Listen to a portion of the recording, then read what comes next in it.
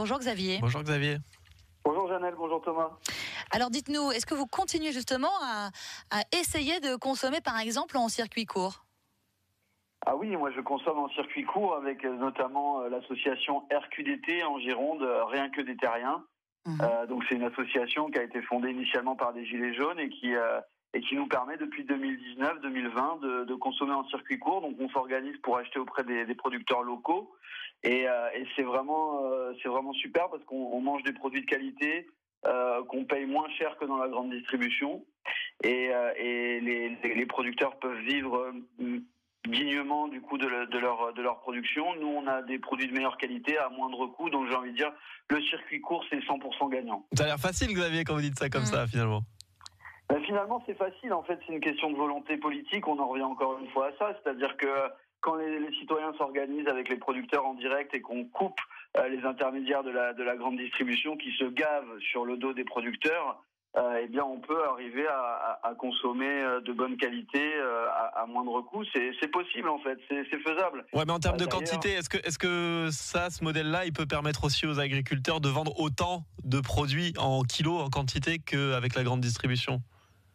Alors la question, je pense qu'il faut la poser autrement, c'est de savoir est-ce que la France permettrait de nourrir tout le monde en faisant de la production paysanne et bio ? A priori oui, c'est possible. C'est encore une fois une question de volonté. Il faut soutenir pour ça les producteurs locaux, les paysans qui font du bio et qui font de l'élevage à taille humaine. Ça c'est faisable. Malheureusement. Mais est-ce que tous ils ont les moyens de le faire ? Eh ben, ils ont les moyens de le faire, oui, si on réorganise la filière alimentaire en France, si on fait la bifurcation pour sortir du modèle de l'agro-business actuel qui nous empoisonne et qui nous spolie, oui, c'est possible, on peut le faire. C'est une question de volonté politique. Il y a notamment le programme L'Avenir en commun de Jean-Luc Mélenchon qui propose cette bifurcation. Mais Xavier, concrètement, on avait notre invité ce matin qui nous disait, moi, si j'arrête les pesticides, j'ai besoin d'un salarié de plus. Alors moi j'ai envie de vous dire Thomas, posez-vous la question dans l'autre sens, combien ça coûte d'empoisonner les gens ? Parce qu'on me pose toujours la question, mais ça coûte trop cher de produire dans des bonnes conditions des produits de qualité. Mais c'est les professionnels qui le disent. Mais oui, mais le professionnel qui vous le dit, lui, il raisonne à court terme avec son plan de trésorerie de 1 an. Mais combien ça coûte de soigner les agriculteurs, notamment je pense aux viticulteurs, vous savez.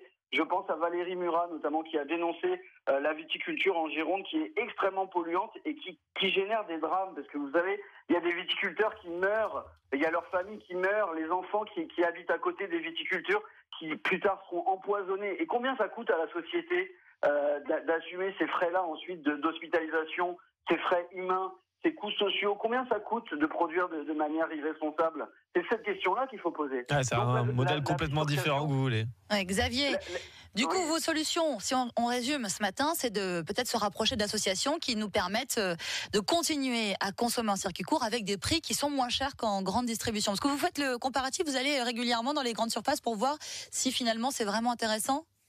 Oui, on fait les deux, nous, parce qu'il n'y a pas tout chez RQDT. Donc, mais il y a RQDT qui le propose en Gironde, mais il y en a d'autres, il y a d'autres associations. La particularité pour RQDT, c'est que nous, les adhérents, ce ne sont pas juste des consommateurs, ce sont des acteurs du changement. Donc, on demande aux adhérents de participer à l'association. Alors, il y a plein de petites tâches à faire. Chacun peut y consacrer 5, 10 minutes, 1 heure par mois. Et financièrement, c'est plus intéressant. Moi, je vous le dis, financièrement, sur les fruits et légumes, on a des fruits et légumes bio de très très bonne qualité qui sont vendus moins cher que dans les grandes surfaces. Parce que moi, je vais encore dans les grandes surfaces parce qu'on fait pas tout chez RQDT. Et pareil sur la viande, sur le fromage, sur tout un tas de produits. En fait, en éliminant la grande distribution, qu'il faut le dire, rappelons-le, le prix des aliments dans les grandes surfaces, c'est en grande partie les marges de la grande distribution.